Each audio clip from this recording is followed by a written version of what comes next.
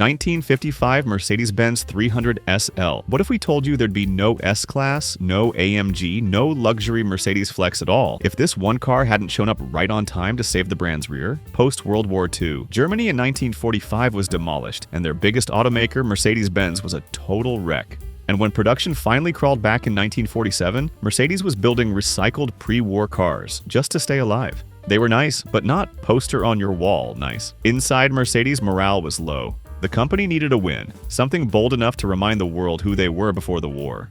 And that's when one man stepped up, Rudolf Uhlenhaut, half British, half German, and 100% genius. He was an engineer, designer, and even a capable driver. The kind of guy who didn't just draw cars, he felt them. But there was a problem.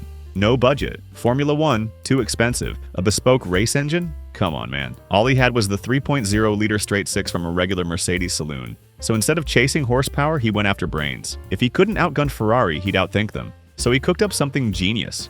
A car built purely for speed, lightness, and aerodynamics. And here's the fun part. The chassis was a bunch of thin steel tubes welded together like a spider web. Super light, super strong, and super cramped. There wasn't enough room for normal doors, so Uhlenhaut, being Uhlenhaut, said, "Fine, we'll just make them open upwards." And in doing so, he accidentally created one of the coolest design features ever, gullwing doors. The prototype was called the W194, and in 1952, it absolutely humiliated everyone. It won Le Mans, the Carrera Panamericana, the Nürburgring, and nearly the Mille Miglia too. All that while packing half the power of its rivals. It was like showing up to a gunfight with a slingshot and still winning. And that's when Max Hoffman, Mercedes' American importer, saw it and was like, "Street legal this bad boy up. Trust me, the rich dudes will eat it up." And Mercedes, being Mercedes, said, "Say less." So they refined it, made it comfy, and in 1954, they rolled out the 300 SL Gullwing, W198, at the New York Auto Show. And boy, it blew people's minds. It was sleek, it was futuristic, and it could hit 140 miles per hour when most cars were falling apart at 70. Plus, it was quiet, smooth, and perfectly built, like a fighter jet in a tuxedo. And unsurprisingly, it was a big hit among every rich guy from New York to Beverly Hills. Between 1955 and 1957, they sold just over 3,000 units, and every single one screamed, "Mercedes is back, baby." 1957 Fiat 500.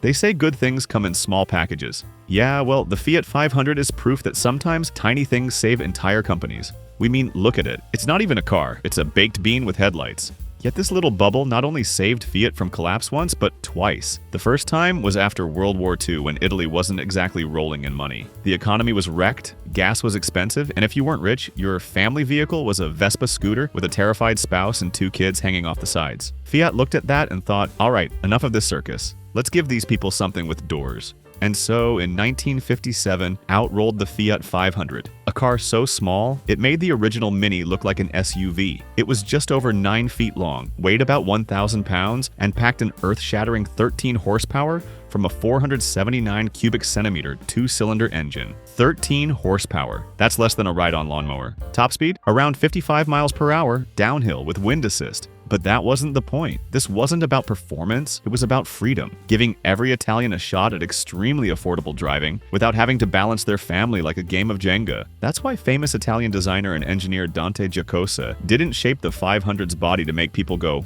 "Aww." Those curves had a job. Steel was pricey, and rounded panels used less of it. Even the fabric sunroof wasn't there for a touch of style. It was simply cheaper than stamping a full steel roof. Every decision was made with cost in mind, and it worked. And when the Fiat 500 finally hit the streets, it carried a price tag of around 490,000 lira, roughly 13 months of the average Italian salary at the time. Not exactly pocket change, but for many, it was the first car they could realistically dream of owning. Between 1957 and 1975, more than 3.5 million people bought the Fiat 500, transforming the company from a struggling manufacturer into a national icon. Without the 500, Fiat might have vanished from the automotive world entirely. Now, fast forward 50 years, and Fiat was right back where it started. Broke, uninspired, and fading into irrelevance. Their lineup was so boring you could fall asleep looking at the brochure. So they did what every struggling band does, played their greatest hit again. The rebooted 500 from 2007 was no longer about survival. It was about style. It had that same cheeky face, but now with color-matched interiors, Bluetooth, and more charm than half of Milan. It wasn't a car people needed, it was one they wanted. It became the perfect city accessory, like a Gucci bag with a horn. And guess what?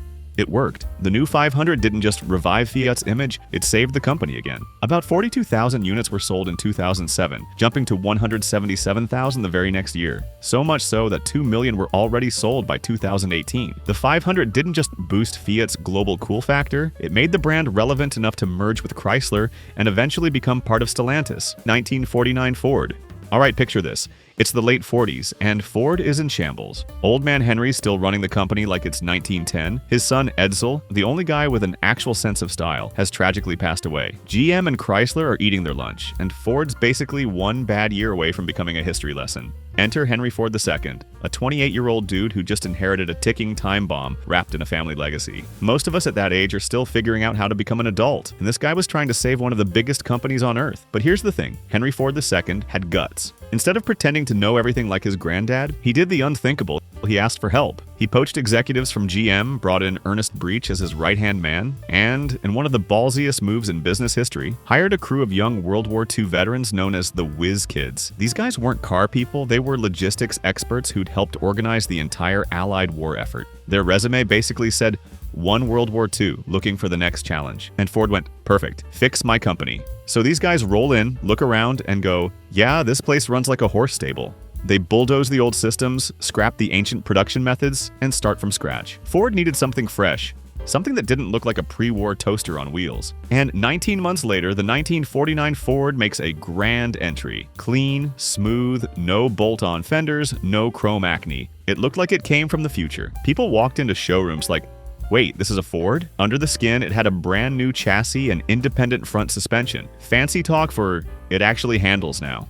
Sure, it still had the old engine, but who cared? The car looked so good it practically sold itself. And when it hit the market, absolute chaos. Ford sold over 1 million of these things in the first year. It didn't just save the company, it resurrected it. Overnight, Ford went from washed-up grandpa to the cool guy at the bar buying everyone drinks. 1996 Porsche Boxster. It's the early 1990s, and Porsche was facing certain death. Sales had crashed, the 928 was dying, the 968 was aging, and the 911 was too expensive to keep alive on its own. Porsche was building fewer than 15,000 cars a year, and every single one was costing them more than it earned. If you walked into a Porsche board meeting in 1993, it probably felt less like a luxury brand strategy session and more like an AA meeting. But then someone, probably the guy everyone usually ignored, raised his hand and said the most insane thing possible. "What if we made a cheap Porsche?" The room went silent. People were staring at him like he just suggested they start selling hot dogs out of the factory. But then, nobody shot him down. What else were they gonna do? Go bankrupt? So they did it. They built the Boxster. In case you're wondering how they come up with such a catchy name, man, it's so dumb it's perfect. Some engineer was probably like, "Hey, it's a Boxster engine in a Roadster," and someone else went, "Yeah, we're calling it that." And that's how Boxster was born. But there's where Porsche actually played it really smart. They got help from former Toyota engineers and implemented the just-in-time method to improve productivity. They raided their own parts bin like a kid sneaking snacks at midnight. The new 986 Boxster shared its headlights, front suspension, and even part of its interior with the upcoming 996 generation 911. This meant they could develop the 911 and the Boxster at the same time, and cut development costs in millions. And what they created was nothing short of a miracle. A 2.5-liter flat six with 201 horsepower sitting behind the driver. Now, 201 horses doesn't sound like much when you're used to modern stuff, but in 1996, that was legitimately fast. This thing would hit 60 in like 5.5 seconds, which was respectable. And more importantly, it felt like a real Porsche. Mid-engine balance, rear-wheel drive, manual transmission that actually meant something when you shifted. And it looked good too. Those round headlights and curvy proportions were inspired by the Porsche 550 Spyder, the same car James Dean famously drove. The Boxster brought that classic Porsche soul back into a modern, affordable package, one regular humans could actually buy. When the Boxster hit the market, it didn't just sell, it exploded. Like over 350,000 units sold between 96 and 2004. It outsold 911, it outsold everything. And suddenly Porsche went from company circling the drain to how did we become the best-selling sports car brand again? 1972 Honda Civic.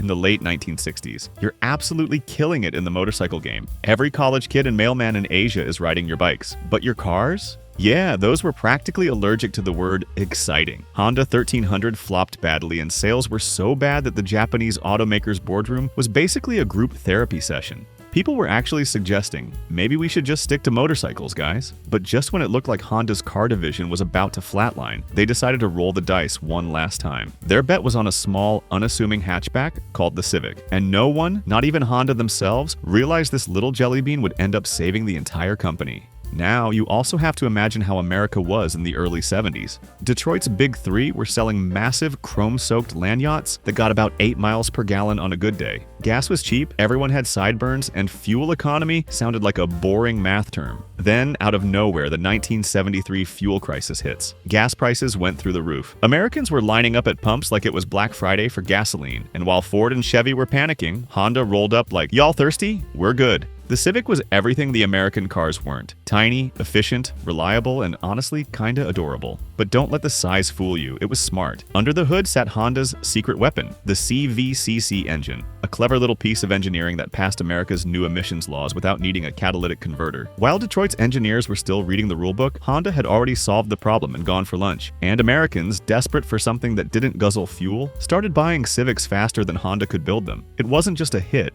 It was a revolution, and over its 11 generations ever since its debut in 1973, Honda has sold over 14.5 million Civics in North America alone. 2003 Lamborghini Gallardo.